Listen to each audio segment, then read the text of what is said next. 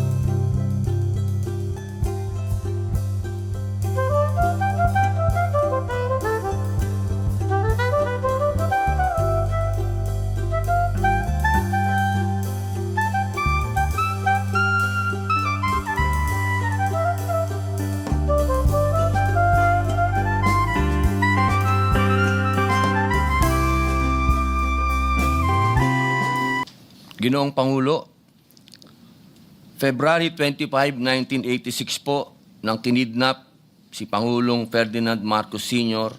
mula sa Pilipinas patungong Hawaii. Kasabay po ito ng People Power.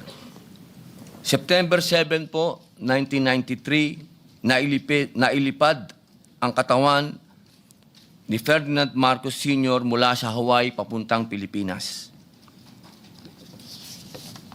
November 18 po, 2016, sa isang pribadong seremonya, inilabas ang labi ni Ferdinand Marcos Sr. mula sa Ilocos Norte, dinala sa libingan ng mga bayani sa Taguig, Metro Manila, at doon po siya inilibing. Kapag binilang po ang mga taon, magmula po noong 1986, papuntang 1993, kung saan po siya ibinalik, sa Ilocos Norte, 7 taon po yun, 7 buwan. At noong naman siya po ay nailibing, 2 taon, 23 taon. Ang suma total po, ang ating pong kababayan, ang Pilipinas po ay naghinagpis ng mahigit na 30 taon. Sa ating pong kasaysayan, nakita na po natin ang mapait na halimbawa ng pagkakawalay ng isang dating Pangulo sa sariling pamilya at bayan. Si Ferdinand Marcos Sr. ay dinala sa Hawaii noong 1986, kung saan siya po ay pumanaw noong ika-28 ng Setyembre 1989. Makalipas ang 4 na taon, ay doon pa lamang naibalik ang kanyang mga labi sa Pilipinas at mahigit 2 dekada po ang lumipas bago siya tuluyang nailibing sa kanyang huling hantungan.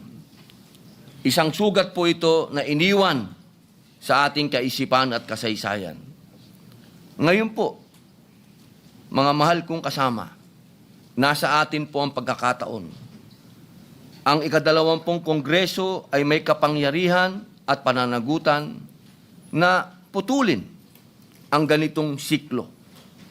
Hindi natin dapat hayaan na muling maulit ang kasaysayan kung saan ang isang naging Pangulo ng Pilipinas ay mawawalay sa kanyang bayan sa huling yugto ng kanyang buhay. Ginoong Pangulo, ang pagbabalik po kay dating Pangulong Duterte ay hindi maituturing na isang simpleng usapin. Siya ay nagsilbi bilang ika-16 na Pangulo ng Republika, na halal ng mahigit ng 16 na milyong Pilipino at nagdala ng mga patakarang nagmarka hindi lamang sa ating politika, kundi sa mismong pang-araw-araw na buhay ng ating mga kababayan. Maaari po, magkakaiba tayo ng pananaw tungkol sa kanyang mga pulisiya, lalo na po sa kanyang kampanya laban sa illegal na droga at sa kanyang estilo ng pamamahala. He ruled with an iron fist, ika nga.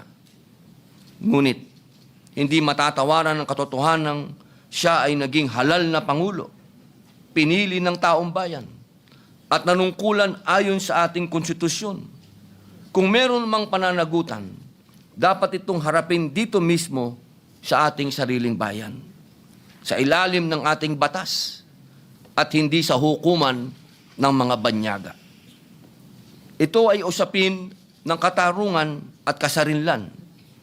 Hindi ba po dapat nararapat lamang na sa sarili niyang bayan siya humarap sa anumang akusasyon, usapin o paglilitis? Sapagkat kung sa ibang bansa siya mapipilitang manatili, hindi ba't para nating ipinahihiwatig na kulang ang ating sistemang panghukuman, na hindi na ito kayang papanagutin o ipagtanggol maging ang isa sa pinakamataas na pinuno ng Republika? Higit po sa lahat, ito po ay usapin ng pambansang dangal ng pagkakaisa. Sa pagbabalik ng dating Pangulong Duterte, ipinamamalas po natin na ang Pilipinas ay hindi nagtatakwil sa sarili nitong anak, lalo ng isang naging pinuno ng bayan. Pinipili natin ang katarungan kaysa sa kapritsyo ng iilan. Ang pagkakaisa ay dapat po nating yakapin, hindi ang hidwaan. Huwag nating kalimutan ang matinding sigalot na pinagdaanan ng isang pamilya upang maiuwi ang kanilang ama. Ang mga kapaitan ng nakaraan ay sapat na pong aral. Tungkulin nating piliin ang pagkakasundo at paggalang sa halip na muling balikan ang isang masaklap na karanasan. Kaya't nananawagan po ako sa ating kagalang-galang na kasamahan, bigyan natin ng agarang aksyon ang resolusyong ito. Senate Resolution number 18. Ipakita po natin na ang Kongresong handang magpatunay na tayo ay magbubukas ng bagong landas tungo sa mas nagkakaisang kinabukasan. Hayaan natin ang kasaysayan ang magsabi na sa ilalim ng ika-20 Kongreso, si dating Pangulong Rodrigo Roa Duterte ay naibalik, muling nakaharap sa kanyang bayan, at dito rin nagwakas ang kanyang paglalakbay. Mga mahal kong kasama, ito po ang pagkakataon na wag nating palagpasin. Na tayo po dito sa bulwagang ito ang naging susi upang magkaroon ng pagkakaisa sa bayan natin. Tayo po ang magsilbi. Sa atin nag-umpisa ang tunay na reconciliation. Dito po sa lugar na ito. Yun lamang po, Ginoong Pangulo.